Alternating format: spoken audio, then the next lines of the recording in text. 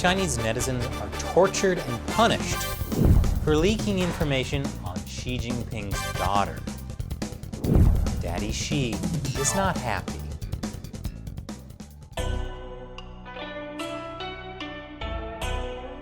Welcome to China Uncensored. I'm Chris Chappell. In China, netizens can be arrested for simply browsing China's dirty web, basically the dark web for doxing sites. Like many young internet users, netizens in China have formed subcultures on certain websites. Some of these websites are hosted on foreign servers outside of China, so authorities can't shut them down as easily. Some of these websites function as wiki database sites. That is, users can contribute information on the site. The Chinese Communist Party calls these wikis the Esu circle. Esu means vulgar. One of the Esu circle websites is Wiki. And just look at this homepage. Now that's vulgar. It started as a place where young netizens could share memes and throw shade at public figures like celebrities and athletes. But in 2019, users on Wiki shared personal information about Xi Jinping's relatives, his brother-in-law Deng Jiagui and his daughter Xi Mingze. That leaked information included date of birth, household registration number, and for Xi Mingze, her new name. She allegedly had her name changed after getting her bachelor's degree from Harvard University. The only official photo of Xi Mingze is this Xinhua propaganda photo from the 90s. And it's not really a photo of her, it's a photo of how great her dad is. Daddy Xi. But that little girl is now 28, and very few people actually know what she looks like as an adult. Occasionally, alleged photos of her have been leaked. This Daily Mail article from 8 years ago shows this photo, but without citing source. It's most likely not her. There's also this photo from thefamouspeople.com, also not a reliable source. There's also this photo from Getty Images labeled as Xi Mingze, but not confirmed that it's the same Xi Mingze who's the daughter of Xi Jinping. And obviously none of these photos are of the same person. And this latest leak from the Wiki website is yet another unconfirmed photo. Whether accurate or not, Daddy Xi is not pleased. And in the typical communist style, the response to the leaked photo is pretty extra.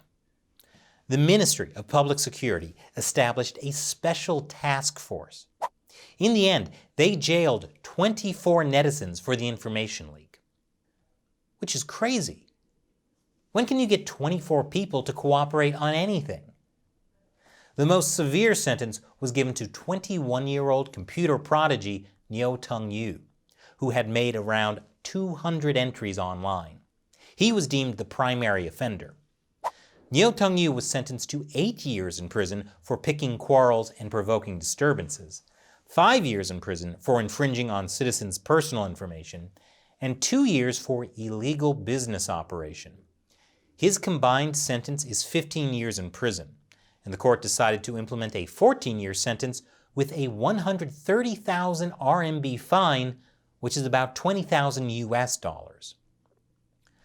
14 years in prison seems excessive for leaking a photo and some information. And it wasn't even embarrassing information.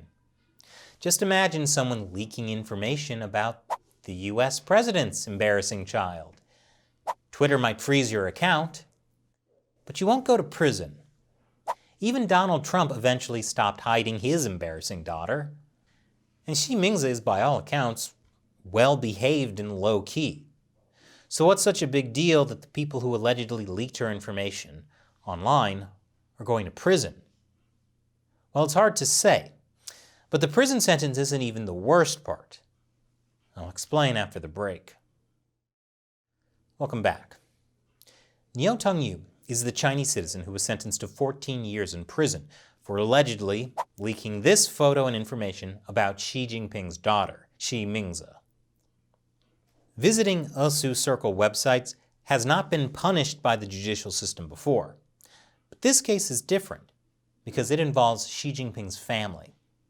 And that's also why Chinese lawyers are reluctant to represent Niu Tongyu. This handwritten letter from Niu Tongyu was released by an anonymous friend or colleague. It's about how the authorities tortured him to confess. It says, around January 2020, I was forced to write confessions on a few hundred pages of A4 paper. I wrote tens of thousands of words. All of the content I wrote was required by the police, and I was forced to make up and fabricate things that are non-existent, deliberate fabrications according to their demands. I had to write enough pages within a given time frame, following the titles and outlines they demanded. When failing to do so, I was allowed to eat nothing but rice. I was deprived of sleep, and I was hung up and beaten. Between December 10th, 2019 and January 20th, 2020, I slept less than 30 hours in total, and I was crippled by beating. I'm hereby stating that all these documents were fabrications under duress, and they do not represent my own opinion, and much of them are not true. According to Niu's mother, the police tortured him to get him to confess to being the ringleader behind the leak.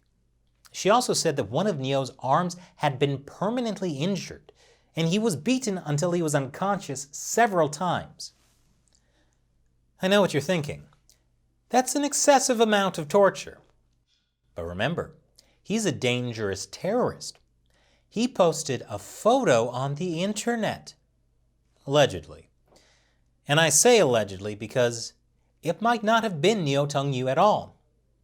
The founder of one of the Esu Circle websites has testified that Niu Tongyu wasn't actually involved in the information leak, but is just a scapegoat. After all, there's no way to verify that Niu Tongyu was the one who found Xi Mingze's information in the first place. According to Xiaoyan Rui, who started several of the Esu Circle websites, the data may have been shared online by corrupt police officers. Xiao says the administrators of the Zhina Wiki website, where the information was actually leaked, are based overseas. So the authorities chose to blame Niu Tongyu instead, even though Niu was not posting on Zhina Wiki. He was posting on a different website, Esu Wiki. And according to Xiao, the information about Xi Jinping's relatives was not even posted on Esu Wiki. Xiao also said that Niu had traveled with him to Hong Kong to see protests back in 2019. So this could have been about punishing him for visiting the Hong Kong protests, while at the same time covering up police behavior? And now, it's time for me to answer a question from a viewer who supports China Uncensored on Patreon.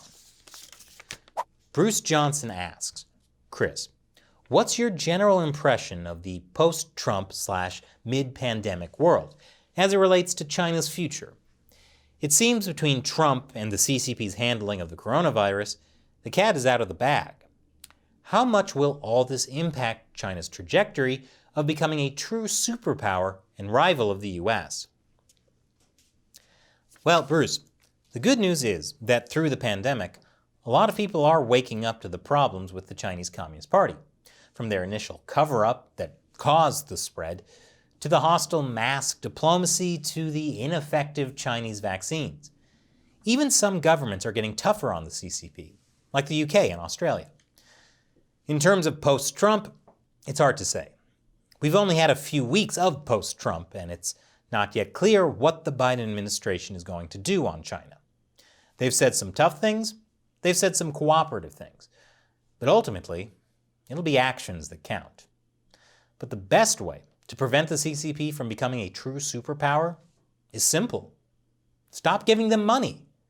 That's it. Stop investing in their bonds. Stop buying their products.